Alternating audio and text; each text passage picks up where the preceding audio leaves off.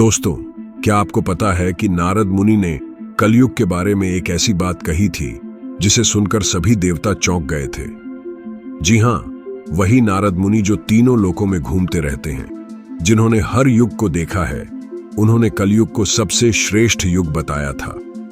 अब आप सोच रहे होंगे कि यह कैसे संभव है। कलयुग जहां पाप, अधर्म और दुख है, वो श्रेष्ठ कैसे हो सकता है। तो दोस्तों, आज मैं आपको बताऊंगा वो रहस्य जो नारद मुनि ने कहा था और जिसे जानकर आपकी सोच पूरी तरह बदल जाएगी। अगर आप भी इस अद्भुत ज्ञान को जानना चाहते हैं तो इस वीडियो को लाइक करें और चैनल को सब्सक्राइब करना बिल्कुल ना भूलें, क्योंकि मैं ऐसे ही पौराणिक रहस्य आपके सामने लाता रहता हूं। नारद मुनि की कहानी बहुत ही रोचक है दोस्तों। एक बार की बात है, सभी देवता इंद्र की सभा में बैठे थे और युगों की चर्चा कर रहे थे। सबने कहा कि सतयुग सबसे अच्छा था, फिर त्रेता, फिर द्वापर और कलयुग तो सबसे खराब है।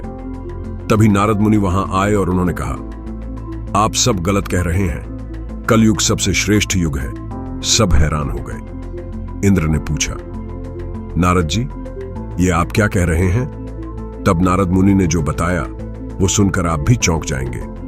उन्होंने कहा, सतयुग में मुक्ति पाने के लिए हजारों साल तपस्या करनी पड़ती थी।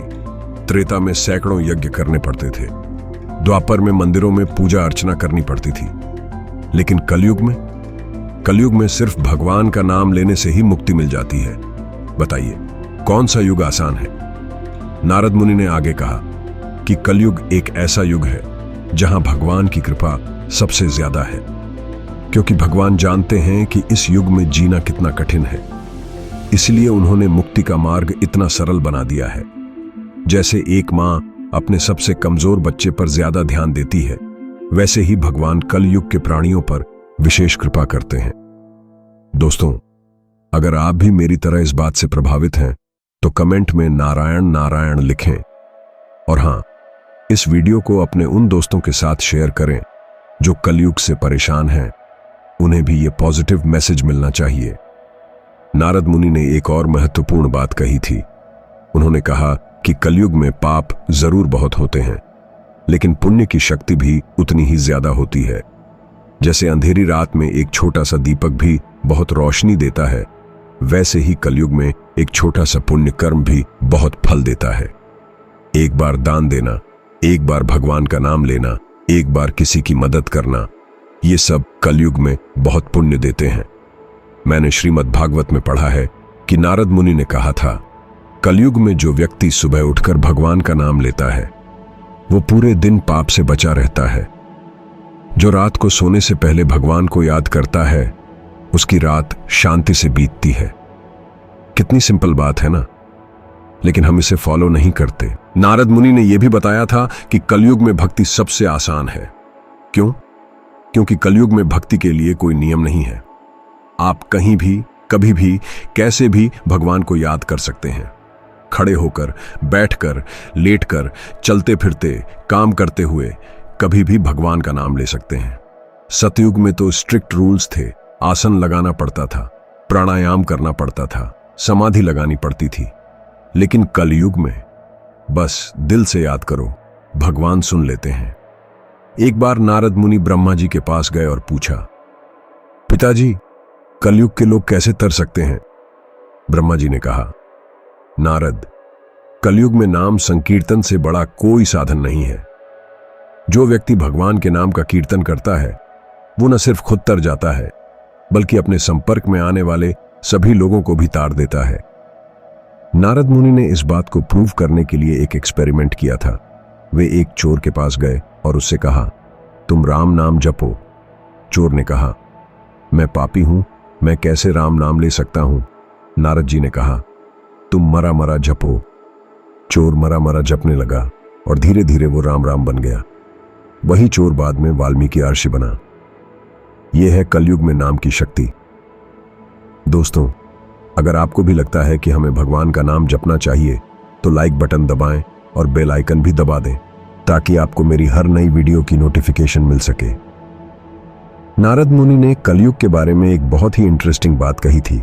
उन्होंने कहा कि कलयुग में वैराग्य आसान है। कैसे?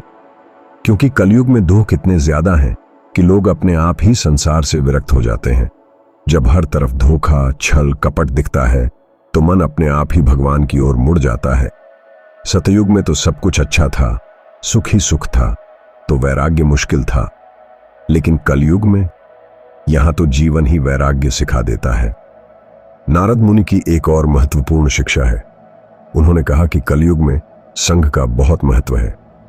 जैसी संगति करोगे वैसे बन जाओगे। अच्छे लोगों के साथ रहोगे तो अच्छे बनोगे, बुरे लोगों के साथ रहोगे तो बुरे बन जाओगे। इसलिए कलयुग में सत्संग सबसे जरूरी है। और आजकल तो YouTube पर भी सत्संग हो जाता है ना अमेजिंग। एक बार युधिष्ठिर ने नारद मुनि से पूछा था, मुनिवर, कलयुग में धर्म कैसे बचेगा? नारद जी ने कहा, राजन, कलयुग में धर्म भक्तों के हृदय में बचेगा। मंदिर टूट सकते हैं, शास्त्र नष्ट हो सकते हैं, लेकिन भक्तों के दिल में जो भगवान है वो कभी नष्ट नहीं होंगे। नारद मुनि ने यह भविष्यवाणी भी की थी कि कलयुग में एक समय ऐसा आएगा जब लोग टेक्नोलॉजी के माध्यम से भगवान तक पहुंचेंगे। अब देखिए, क्या यही नहीं हो रहा? ऑनलाइन आरती, डिजिटल माला, YouTube पर प्रवचन, ये सब तो हो ही रहा है। नारद जी कितने दूरदर्शी थे। मैं जब नारद मुनि की शिक्षाओं के बारे में सोचता हूं तो एक बात समझ आती है। उन्होंने कभी भी निराशा की बात नहीं की, हमेशा पॉजिटिव रहे, हमेशा सॉल्यूशन दिया। उन्होंने कहा कि कलयुग प्रॉब्लम नहीं, अपॉर्चुनिटी है। ये वो समय है जब थोड़ी सी भक्ति से बहुत कुछ पाया जा सकता है। नारद मुनि ने बताया था कि कलयुग में स्त्रियों की भक्ति पुरुषों से ज्यादा प्रभावशाली होगी, क्योंकि स्त्रियों में नेचुरल भक्ति भाव होता है। वे सहज ही समर्पण कर सकती हैं। इसलिए कलयुग में मीरा, राधा, सीता की भक्ति का महत्व बढ़ जाता है। दोस्तों, नारद मुनि ने एक रहस्य और बताया था। उन्होंने कहा कि कलयुग में जो लोग गायत्री मंत्र का जाप करते हैं वे सभी पापों से मुक्त हो जाते हैं। गायत्री मंत्र में वो शक्ति है जो कलयुग के सभी नेगेटिव एनर्जीज को डिस्ट्रॉय कर देती है। अगर आप भी गायत्री मंत्र जानते हैं तो कमेंट में लिखें AUM भूर्भुवः स्वः। नारद मुनि की सबसे इंपॉर्टेंट टीचिंग यह है कि कलयुग में कंप्लेंट करने से कुछ नहीं होगा। ये युग ऐसा ही है, इसे एक्सेप्ट करो और इसमें जीने की कला सीखो। जैसे तैराक पानी के साथ बहता है, अगेंस्ट नहीं जाता, वैसे ही कलयुग की धारा के साथ बहो, लेकिन अपना लक्ष्य मत भूलो। नारद मुनि ने कहा था कि कलयुग का सबसे बड़ा वरदान यह है कि यहां कोई भी कभी भी भक्त बन सकता है। जाति, धर्म, लिंग, उम्र, कोई बैरियर नहीं है। एक वेश्या भी भक्त बन सकती है, एक चांडाल भी भक्त बन सकता है। यह डेमोक्रेसी ऑफ डिवोशन है। मुझे नारद मुनि की एक बात बहुत अच्छी लगती है। उन्होंने कहा कि कलयुग में जो व्यक्ति दूसरों की भक्ति में मदद करता है उसे सबसे ज्यादा पुण्य मिलता है। अगर आप किसी को भगवान के पास ले जाते हैं, किसी को अच्छी बात सिखाते हैं, किसी का विश्वास बढ़ाते हैं, तो यह कलयुग का सबसे बड़ा पुण्य है।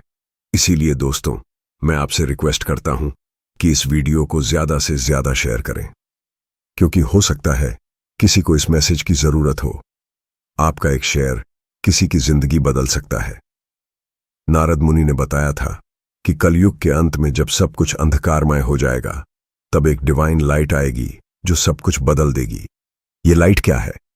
कुछ कहते हैं कल की अवतार, कुछ कहते हैं कलेक्टिव कॉन्शियसनेस, कुछ कहते हैं न्यू एज। जो भी हो, नारद जी ने आश्वासन दिया है कि अंत अच्छा होगा। अंत में नारद मुनि का सबसे बड़ा संदेश यह है, कलयुग को कर्स मत समझो, ब्लेसिंग समझो।